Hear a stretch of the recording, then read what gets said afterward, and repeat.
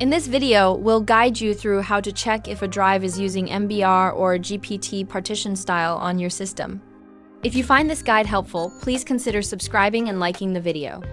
Knowing whether your disk is using MBR, Master Boot Record, or GPT, GIB partition table, is important, especially when managing disk partitions or setting up a new system. To start, click on the search bar at the bottom of your screen and type Disk Management. This should bring up the option to create and format hard disk partitions. Click to open the Disk Management tool.